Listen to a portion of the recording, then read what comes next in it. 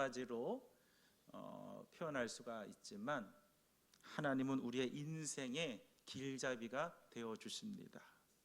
그래서 우리를 바른 길로, 의의 길로, 옳은 길로 가게 하시는 분이십니다.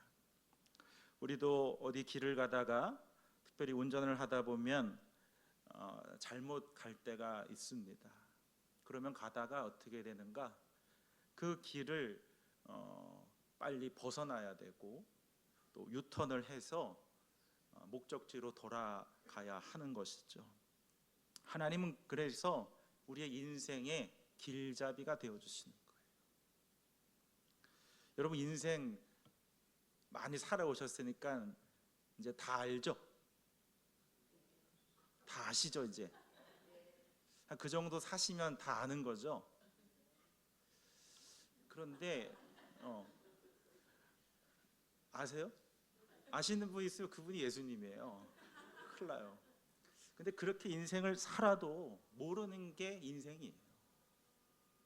알다가도 알 것 같은데 또 모르는 게 우리의 삶이라고요. 그런데 하나님은 우리의 인생을 계획하신 분이십니다. 믿으십니까? 그리고 주관하시고 인도하신 분이세요. 믿으십니까? 그러니까 하나님은 우리를 가야 될 인생의 길을 미리 다 아시는 분이에요. 그래서 하나님은 우리 인생의 길잡이가 되어주시는 거예요. 제가 이 말씀을 왜 드리냐면 오늘은 여로보암에 대해서 말씀을 드릴 텐데 여로보암에게 하나님이 뭐라고 말씀하시면 간단합니다. 하나님께로 제발 다시 돌아가라. 하나님께로 돌아오라고 그렇게 하나님은 말씀하시는 거예요. 그런데 이 여로보암이 북이스라엘의 초대 왕이었던 이 북이스라엘 초대 왕이었던 여로보암이 들어요, 안 들어요? 듣지 않습니다. 하나님께 돌아와야 되는데 여러분 오늘 이 말씀을 통해서 우리는 어떻게 하나님께로 돌아갈 수 있을까? 하나님 돌아오라고 하시는데 어떻게 하면 하나님께 돌아가는 것일까? 우리 함께 그 은혜를 살펴보겠습니다. 첫 번째로 하나님께로 돌아가려면 하나님과의 관계를 어떻게 해야 돼요? 회복해야 된다는 거예요. 자, 우리 1절 말씀 다 같이 읽겠습니다. 시작. 그때 여로보암의 아들 아비야가 병들어 누웠다. 아멘. 여로보암의 아들이 있는데 아비야인데 아비야의 이름의 뜻은 나의 아버지는 여호와다라는 뜻이에요. 그러니까 여로보암이 이제 우상을 숭배하고 죄를 짓기 이전에 믿음이 참 좋았을 때 지었던 이름 같아요. 그런데 그 귀한 아들이 지금 어때요? 병들어 누워서 아파요. 여러분 병드는 데는 여러 가지가 이유가 있어요. 그런데 이 14장 1절에서 주시는 이 병들었다는 의미는 뭐냐면 14장 13장에서 이렇게 연결되는 거 보면 13장 33절에 보면 이런 일이 생긴 뒤에도 여로보암은 여전히 그 악한 길에서 돌아오지 아니하고 그랬어요. 그래서 무엇이냐면 이 아비야가 병들었던 이유는 여로보암이 우상을 숭배했기 때문이에요. 여기서는 여러분 오해하시면 안 돼요. 우리 누가 아프다 그러면은 그게 저 사람은 죄를 지었어, 우상 숭배를 했어가 아니에요, 절대. 근데 이 14장에서는 이 여로보암의 아들이 아팠던 이유는 여로보암이 우상을 숭배했기 때문에 하나님께서 그 여로보암을 돌아오게 하려고 경고하시려고 그 병을 주신 거예요. 그러면 여러분 부모라면 아버지라면 하나님께 돌아와야죠. 그렇죠? 자, 그런데 어떻게 합니까? 우리 2절 말씀 읽을게요. 시작. 여로보암이 자기 아내에게 말하였다. 변장을 하고 나서시오. 당신이 여로보암의 아내라는 것을 사람들이 알아차리지 못하도록 하고 실로로 가시오. 거기에는 아야 예언자가 있어. 그가 바로 내게 이 백성을 다스리게 될 것이라고 말한 예언자요. 아멘. 여러분 우리가 하나님과의 관계가 좋으면 하나님을 멀리하지 않아요. 가까이 하려고 그래요. 어떻게든지 가까이 가려고 합니다. 그럼 여기서 여로보암이 가야 돼요? 자기 아내를 변자시켜서 보내야 돼요? 여로보암이 가야죠. 정말 하나님과의 관계가 올바르다면 예언자를 찾아간다. 이때 당시에는 하나님을 찾아가는 거예요. 여러분 오늘 교회 오셨죠? 저 보려고 오셨어요? 그건 아니에요. 그건 우상입니다. 하나님 만나러 오는 거예요. 하나님과의 관계를 봐야 되는 거예요. 그러니까 우리에게 갑자기 어떤 고통이 찾아왔을 때 하나님과의 관계를 생각해야 돼요. 그런데 지금 여로보암은 하나님 앞에 가까이 가기보다는 멀리 떨어져 있어요. 움직이지 않아요. 그리고 또 하나, 누구를 앞세워요? 아내를 앞세워요. 이 남자지만, 저도 남자지만 참 이거 참 창피한 거예요. 남자가 앞서야죠. 여러분, 믿음의 가장이에요. 그런데 거기다가 또 아내를 그냥 보내는 게 아니라 어떻게 해서 보내요? 변장을 해서. 누굴 속이는 거예요? 사람을 속이는 거지만 누굴 속이는 거예요? 하나님 속이는 거예요. 그러니까 하나님 변장을 한다는 것은 이 앞에 이제 뭐 천으로 가리는 거죠. 하나님과 우리 사이에 가려진 게 있는 거예요. 창세기 3장에도 보면 아담과 하와가 이제 선악과 동산 에덴 동산에서 살다가 선악과를 따먹고 어디에 숨어요? 동상 숲풀 나무 사이에 숨었다 그랬어요.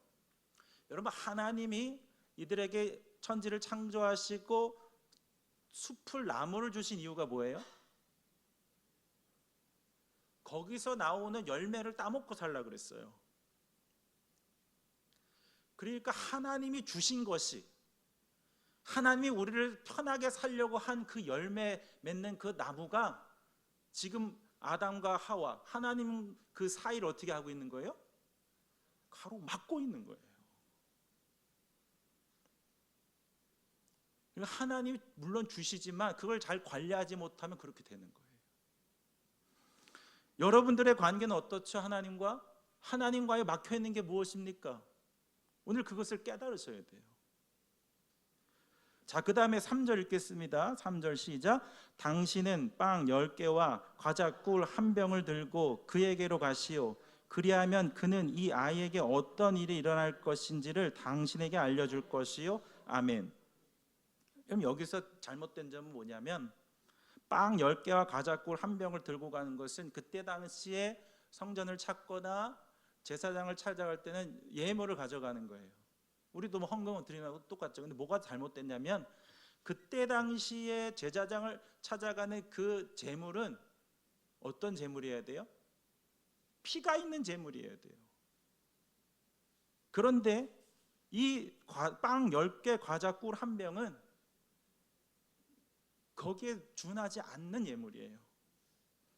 자, 그러니까 여로보암은 왕인데 왕에 맞는, 그거에 맞는 제물을 드려야 되는데 지금 평민인 척하고 가는 거예요. 하나님 속이는 거예요. 그러니까 하나님과의 관계가 안 좋아지니까 자꾸 속이려고 하고 자꾸 이 거짓말이 거짓말로 늘어나게 되는 거예요.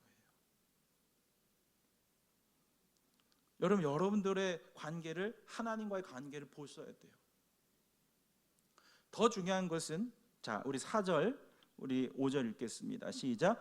여로보암의 아내는 그와 같이 하고 실로로 가서 아야의 집에 이르렀다. 아야는 나이가 들어서 눈이 어두워졌으므로 사람을 잘 알아보지 못하였다. 주님께서 아야에게 미리 말씀하셨다. 여로보암의 아내가 자기의 병든 아들의 일을 물으려고 내게로 올 것이다. 너는 그에게 내가 일러준 대로 말하여라. 그는 올 때 변장을 하고 다른 사람인 것 같이 차릴 것이다. 아멘. 지금 하나님은 이 여로보암 왕의 영적인 그 시대의 상태를 보여주는 거예요. 하나님과의 관계가 끊어져 버리니까 하나님과 멀어져요. 하나님과의 그 사이에 뭔가 막혀 있는 게 있어요. 자꾸 속여요. 하나님 속여요. 가까이 가지 않아요. 자, 그런데 반면에 여기에 좋은 모델이 한 명 있어요. 아이야 선지자예요. 아이야 선지자는 하나님이 지금 말씀하시는 걸 들어요, 못 들어요? 들어요. 듣고 있어요. 그 영적으로 무감각한 시대에 영적으로 살아있는 이 예언자가 누구예요? 아이야예요. 여기서 우리가 뭘 봐야 되냐면 하나님과의 관계가 있다는 사람들의 특징이 뭐냐면 4절에 다시 보면 아이야는 나이가 어때요? 많아요, 적어요? 들어서, 많아서. 눈이 어때요? 근데 사람을 잘 알아지 못해요.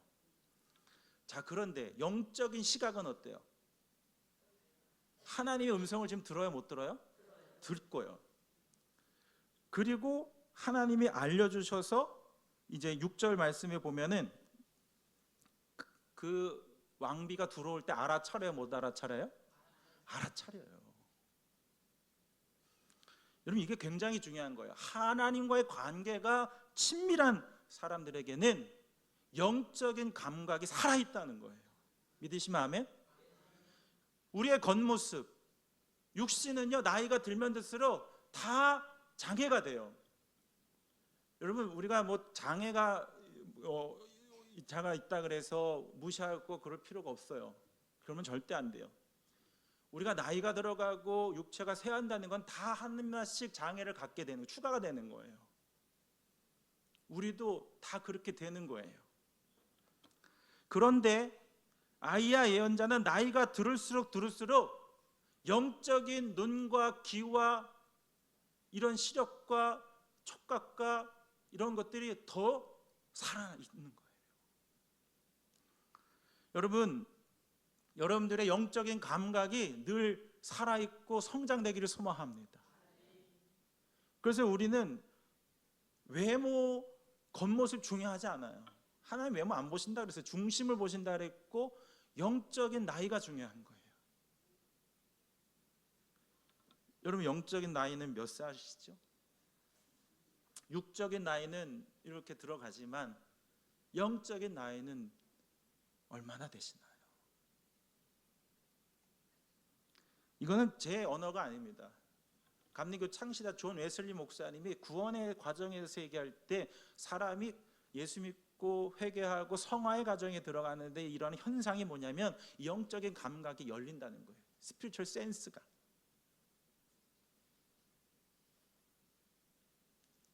영적인 감각이 열리는 사람 대표적 특징이 뭐냐? 첫 번째, 거룩하게 사는 거고, 그 다음에 믿음과 소망과, 그 다음에 뭐예요? 사랑이 열매가 맺어진다는 거예요.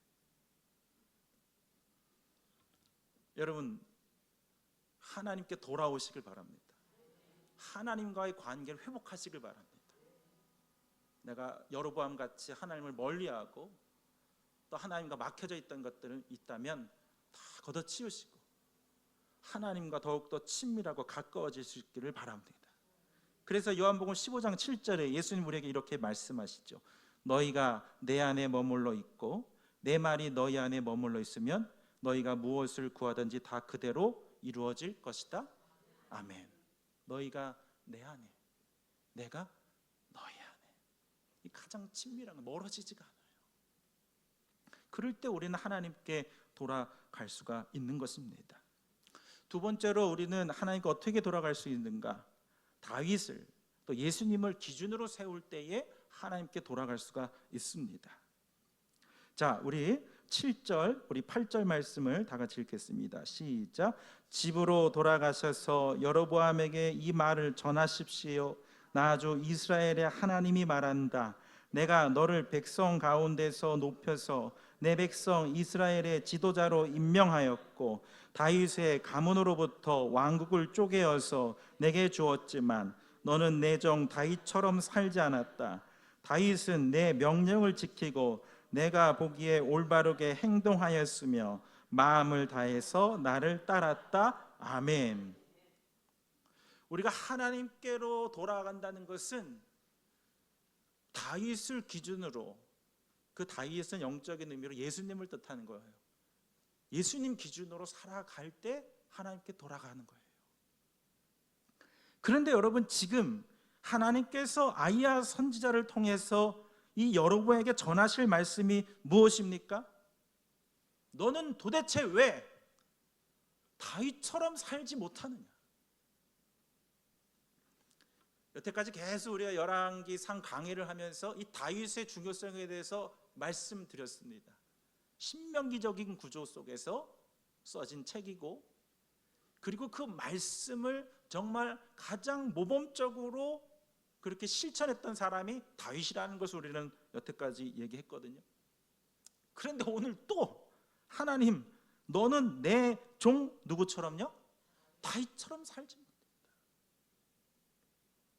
여로보암은 자기 중심적으로 사는 거예요. 자기 마음대로 우상을 세우고, 그 베델과 단의 우상을 금송아지를 세우고 거기에 절하게 시킨 사람이 바로 여로보암입니다. 여러분, 처음에 하나님의 계획은 뭐였죠? 솔로몬이 죽고 나서 하나님은 여로보암을 왕으로 세우려고 하셨어요. 여로보암으로 세우려고 하셨어요.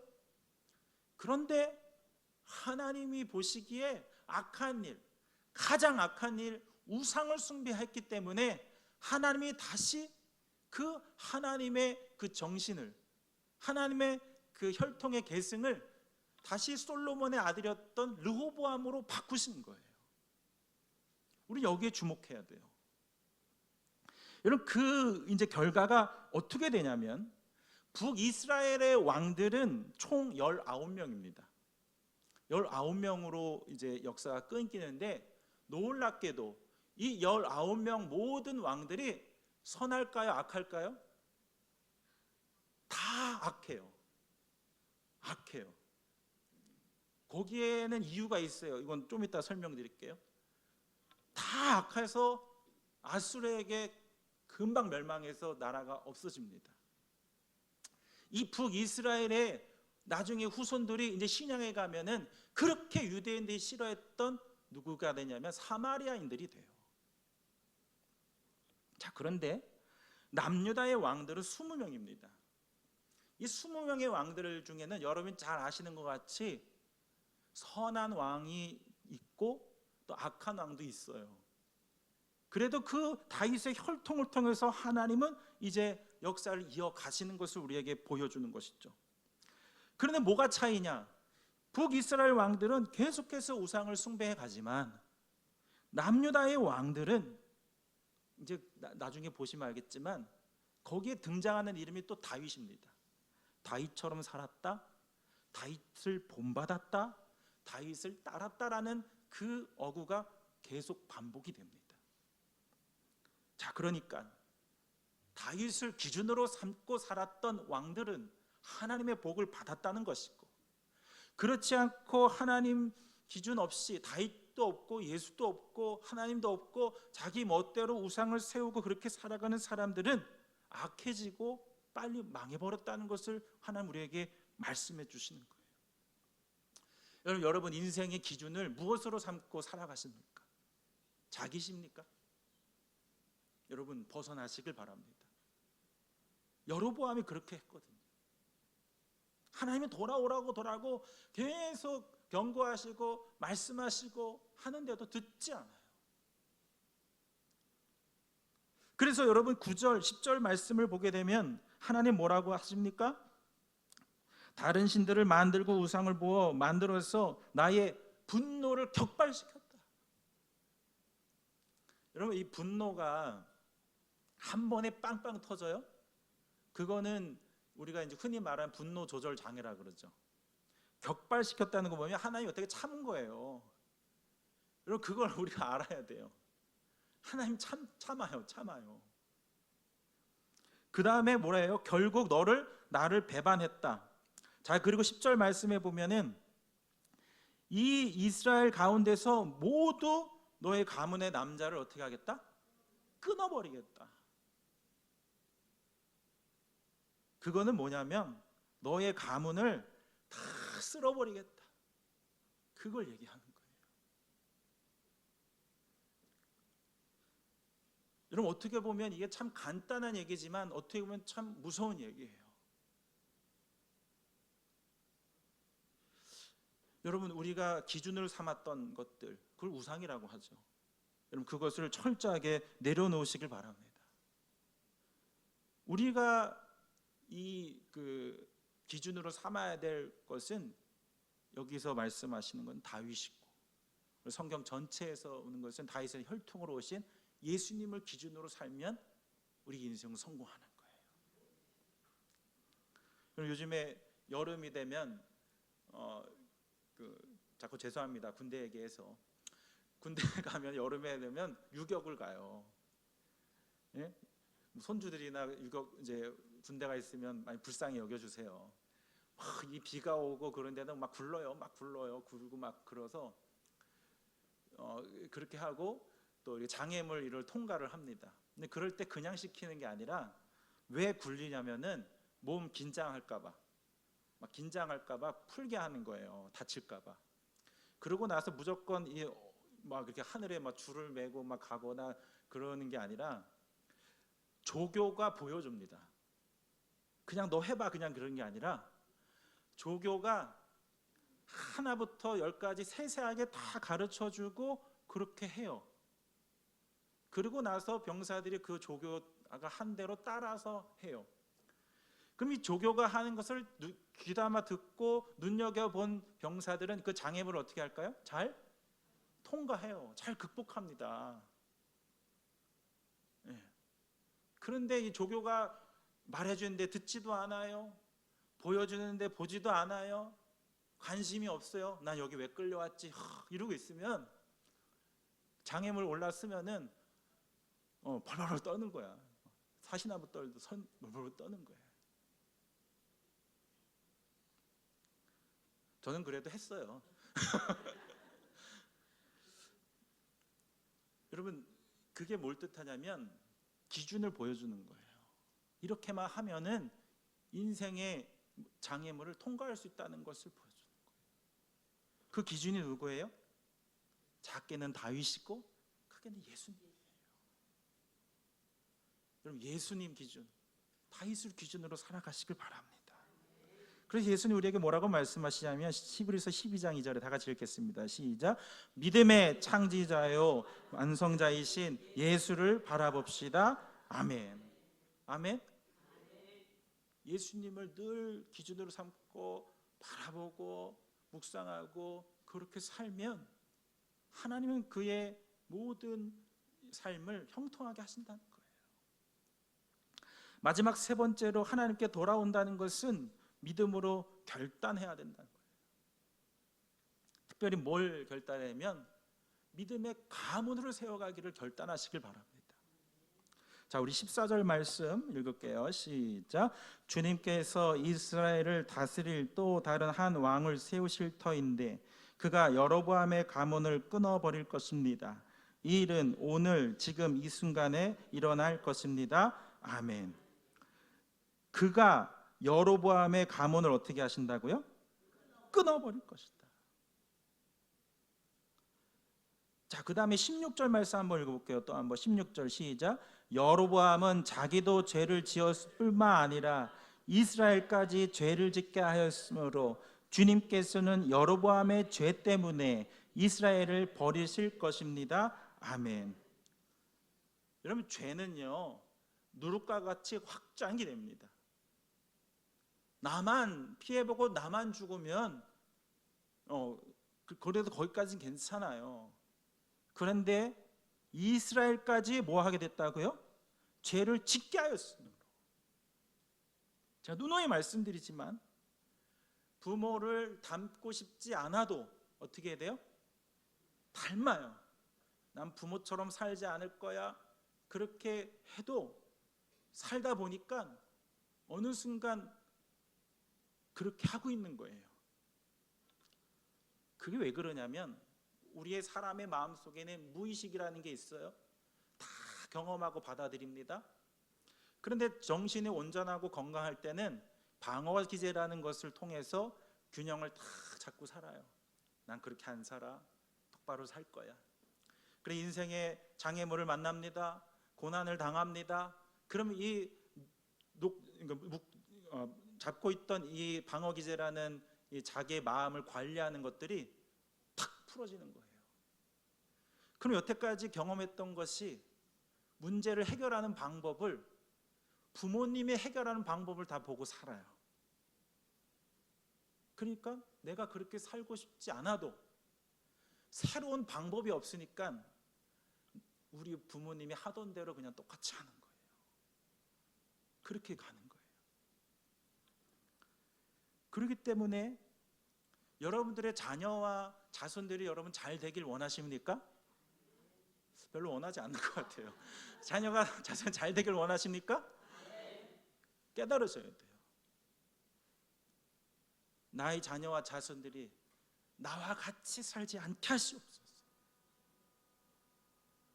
하나님은 여로보암의 가문을 끊어버리시겠다고 말씀하셨다면 우리가 끊어버릴 것은 하나님께서 알려주신 그 모든 죄악들을 다 끊어버려야 된다는 거예요. 그 끊기를 결단해야 된다는 거예요. 여러분, 이게 제가 왜 이걸 자꾸 강조해서 얘기하냐면 여로보암은요, 열왕기상 22장 끝날 때까지 이 이름이 계속 등장합니다. 한번 보실까요? 21장 22절에 보면은 느밧의 아들 여로보암의 가문처럼 이게 꼬리표가 붙어요. 19대 왕까지 가는데 계속 그 꼬리표가 붙어간다고요. 여로보암이 지은 우상숭배, 그 하나님 보시기에 가장 그 죄를 지었던 표본이 돼서 그게 이어져 가는 거예요. 계속 이어져 가는 거예요. 그 다음 절에도 보면은 느밧의 아들 여로보암이 걸어온 길을 그대로 따라갔다. 북이스라엘 왕들은 그 조상 여로보암이 했던 길을 그대로 그냥 따라간 거예요. 끊어버리질 못한 거예요. 여러분들은 지금 죄의 길을 걷고 있으십니까? 아니면 복된 길로 걸어가고 있으십니까? 여러분들은 복된 가문을 이루고 있으십니까? 아니면 저렇게 여로보암 같이 저주받는 가문을 이루어가고 있으십니까? 명문가 만들기라는 책에 보면은 그렇게 자꾸 선포하라고 얘기해요. 내가 예수 이름으로 명하노니 우리 집안의 우상과 죽음과 슬픔과 가난과 질병이 끊어지리라. 아멘? 저를 한번 따라 하실까요? 내가 예수 이름으로 명하노니 우리 가문에 있는 우상이, 슬픔이, 가난이, 질병이 끊어지리라. 아멘?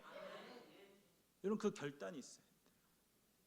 여러분, 이거는요, 아무리 내가 노력을 하고요, 아무리 열심히 하려고 해도 예수 이름 아니면 안 끊어져요. 저도 뭐 상담을 하지만 여러분, 목회 상담, 영성 상담 보면 일반 상담, 정신과 다니고 이런 사람이 다시 돌아와요. 안 돼요, 안 돼.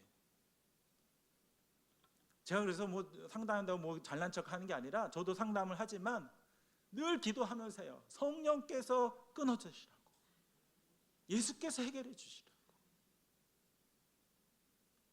이건 아무리 사람이 뭘 해도 안 끊겨요. 예수 앞에 결단해야지 끊어지는 거예요.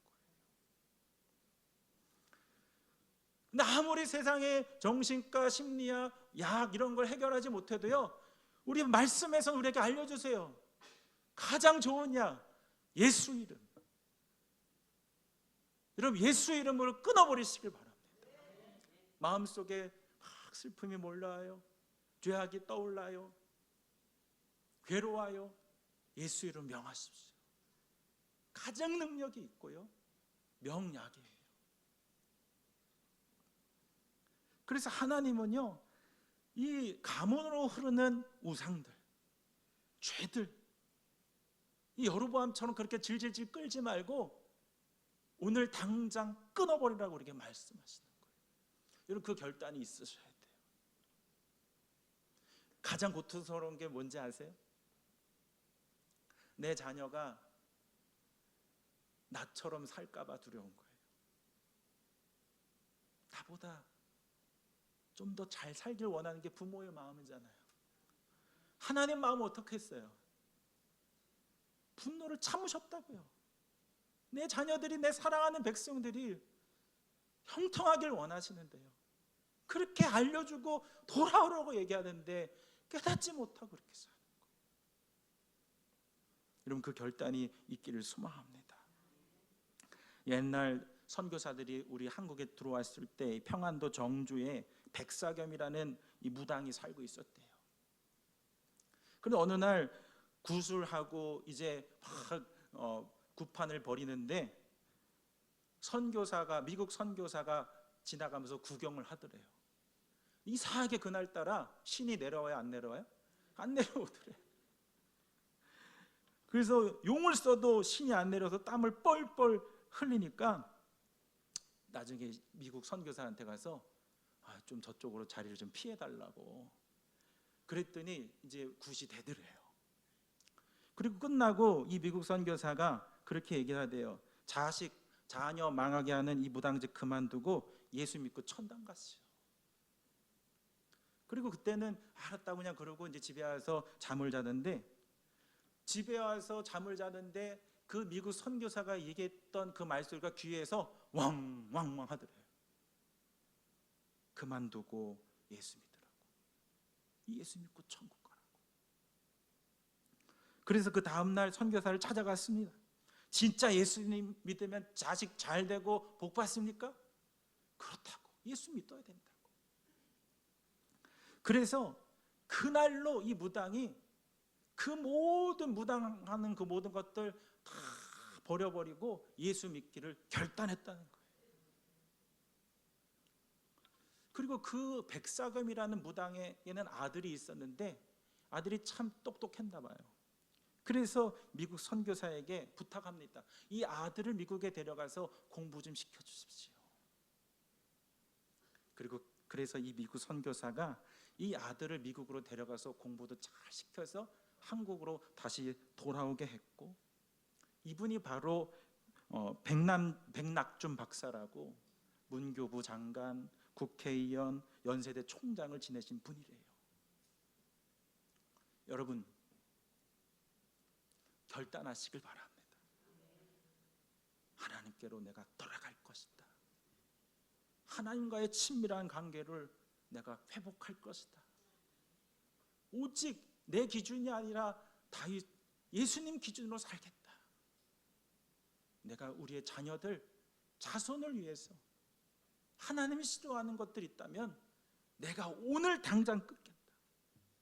여러분, 결단하셔서 하나님 예비하신 많은 복이 여러분뿐만 아니라 여러분 자손 만대일까지 흘러 넘치시기를 주의 이름으로 간절히 축원합니다. 기도하겠습니다. 하나님, 우리가 인생을 살다 보면 우리의 마음속에 들어와 있는 우상들이 있을 때가 있음을 고백합니다. 하나님, 그래서 우리가 하나님과 멀어졌다면 그 모든 것을 벗어버리고 가까워지게 하시옵소서. 내 기준을 내려놓고 예수님 기준으로 살게 하시옵소서. 주님, 성령께서 역사하셔서 깨닫게 하여 주소서. 알게 하셔서 우리의 가문에 흐르는 죄를 알게 하시고 성령의 검으로 끊어버리게 하여 주소서. 하나님, 우리의 자손들이, 자녀들이 주님의 은혜를 경험하며 믿음의 명문 가문을 세워갈 수 있도록 은총 내려 주옵소서. 예수님 이름으로 간절히 기도합니다. 아멘.